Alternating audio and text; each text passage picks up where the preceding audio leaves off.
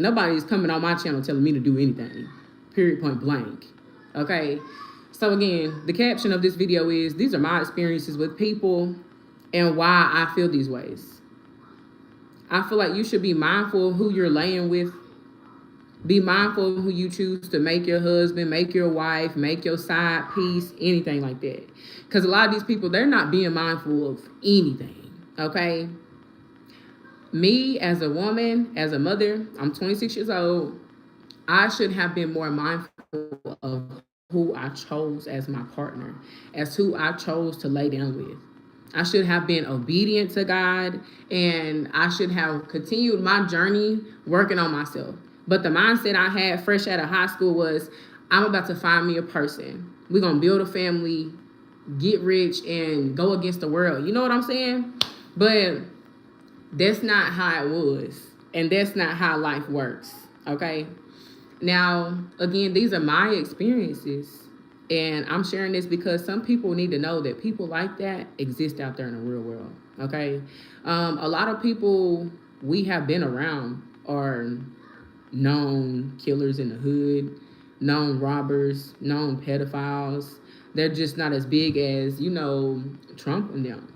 But it's a lot of people on a day-to-day basis that we come across that have ties to a lot of things. And I think that we, as the people who are righteous, you have to rise up, go against this, and let go of the past in a lot of ways that are known and unknown. Okay? When I had to stay with my in-laws, my mother-in-law put booger in my food one day as if I wasn't standing behind her. She would pee on the steps, and I had to tell my baby daddy in the middle of the night, like, your mom is doing stuff at nighttime that I think she's trying to blame me and you for, or something like that. And I had to tell him, like, I bet if you go over there right now, the stairs is wet. Like, his mom would pee on the steps, put boogers in food. She would wipe her vaginal discharge and stuff on my rags, on my towels. And I would have to tell my big sister about this. I was in Virginia at this time in 2018 and 2019. And my big sisters were in Tennessee. One has passed away, Glenda, long live her soul, but my other big sister, like, I would have to tell them what was going on. And they were like, that's disgusting. And I had a chance to leave, but I didn't want to leave my so-called man behind. That was a mistake I made. If I would have listened, I would have been in a better situation long ago. I would have been in a better timeline long ago. I would have been a better me a long time ago. My baby dad was my downfall. My baby father was my downfall. But I experienced a lot of betrayal, a lot of manipulation, a lot of molestation, a lot of bullying, a lot of stuff before I even started dating. And it came from family. A lot of my problems come from my family. It is not me doing stuff to myself, and it wasn't just lovers, And what I went through at home behind closed doors with dysfunctional family members, the people who were supposed to be my village, it changed me for the better. And I love who I'm becoming. Who I'm becoming is everything that I want and needed. My mother was locked up, and that's who I currently am staying with at this time until I'm able to get back on my feet. And it's been hell in this household. Like, all I wanted was my mother to get out and us, do daughter and mother thing, stuff like that. Me, her, and her grandkids, and it's been nothing like that. It's been hell. It's been hell. It's been hell. And yes, I'm not saying like it's only on one party, but my thing is, you have not been in my life, and you don't get to come home from prison acting as if you have that authority over me. I'm not a child. I was a child when she left. So it's been hell. It's been hell. I'm very appreciative, but I get treated like a house slave. I still have my freedom. I've done things because I was going through things. But also, I don't go anywhere thinking that somebody else's shit is mine. If you're helping somebody out, you're supposed to help them out. Like, I came here because my mom told me that Mr. Richard and her would help. And what type of help was that I was expecting? I was expecting my kids to be babysat while I was working. But it didn't work like that, and it don't work like that, because the closest job around here is 46 minutes, and that's not a guaranteed hire, you know? Other than that, I'm gonna have to walk an hour or 2 hours to get somewhere.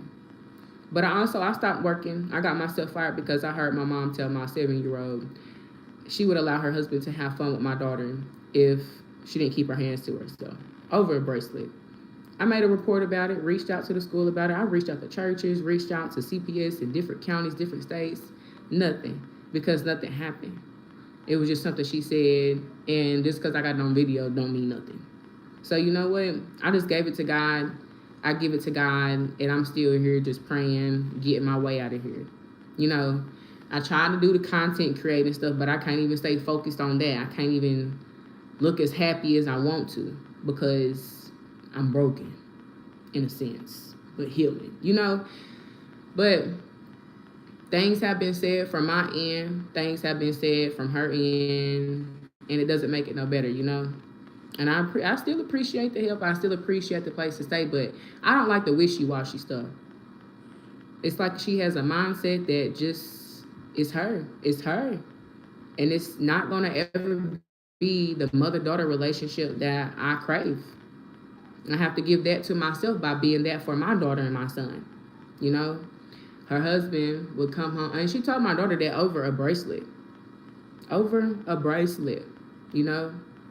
So whenever you come through my videos, you see my channel, make sure you give me a thumbs up, drop purple hearts in the comments. If I have the comments open, check out my posts, you know.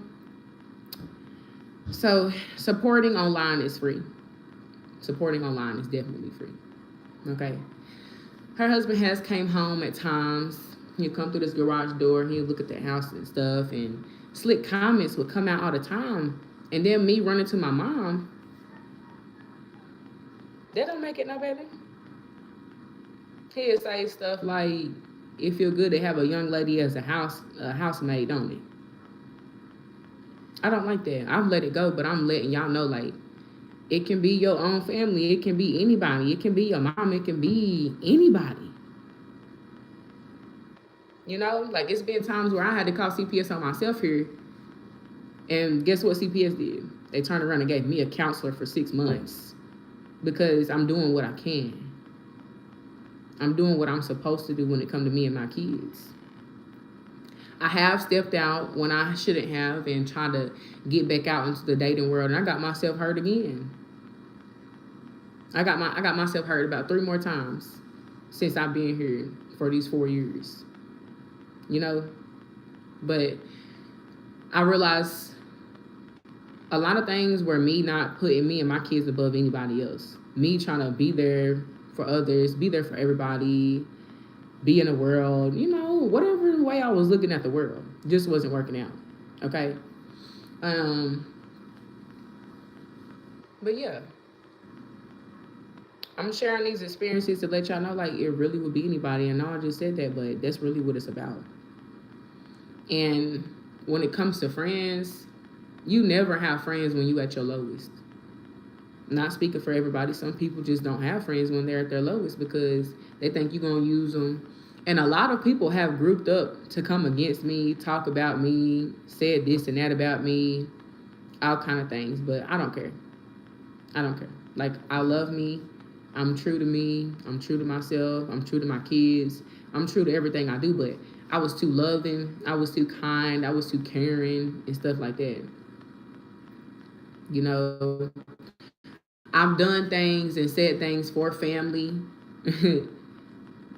for family members who not here this day. You know what I'm saying? I've done things and said things for friends, for lovers that aren't around this day. And if I could take it back, I would, but it was a learning experience. It was a learning lesson. It was things that I had to learn in order for me to evolve in the ways that I need to evolve, you know? So being betrayed by people you love is really hard. It really leaves a long-lasting scar. But I'm glad that I experienced everything, because now on these next levels, I don't have to worry about no betrayal. Now on these next levels, I don't have to worry about nobody going against me, speaking against me, sending anybody in to date me, sending anybody in my home, nothing like that. I don't have to worry about nobody else putting hands on me. I don't have to worry about it. Excuse me, I don't beat myself up. Nothing. Nothing. People, when you stay, I'm not even gonna hit on when you stay with, and when you stay in a car, when you do this and that. When you stay with anybody that you feel like you can trust, that's offering to help, if they have something going on, that 9 times out of 10, that's the reason why they'll say, yeah, you can come stay here for a while. Yeah, you come do this and that. A lot of witches open their doors for men because if they have a baby mom, if they have somebody they're talking to and they don't have a place to stay with that person, that's easy access. I've been through that. My ex dibbling and dabbling, doing sex magic, doing rituals, doing things that he shouldn't be doing. Trying to, what they call it, destiny swap. Baby, it's not real. It's not real. It's not real at all. And it won't ever be real. Like, it won't. It's nothing. These people are weak. Those people are weak. They'll never be nothing compared to you. They'll never be nothing compared to me. Pure point blank. Now, back to what I was about to hit on. When you stay with people, if they're going through something 9 times out of 10, that'll give them a reason to open their doors up and allow you to come in, because you're going to look like the reason why they're calling to ask for extra money. You're going to look like the reason why their house is pretty tore up. You're going to look like the reason why they're lacking gas money. You're going to look like the reason why a bathtub is dirty. You're going to look like the reason why this is going on. You're going to look like the reason why, you know what I'm saying? Like, I know you get where I'm going. Like, people will use you as a cover when you stay with them. Even if it's a co-worker, a boss, anybody. So when y'all stay with people, make sure you keep you secured. Make sure you don't leave nothing behind. Your information, people will get your information. Go get a home in your name. Section 8, based on income. They will leave the state, leave the county, and use your information elsewhere. I promise you. Even if you allow it one time, they'll do it again without you knowing. I did that mistake with my in-laws. Won't do it again. Won't do it again. Won't do it again. I ran my credit score down for other people. I ran me down for other people. Won't do it again. Won't do it again. I know some of y'all can relate. If you can relate, definitely give the video a thumbs up. And if you would like to collab and make a long video about how it is staying with other people and how others come against chosen ones to make them look disgusting and etc., please email me or DM me on Instagram, Cole____ the Dawn. Okay?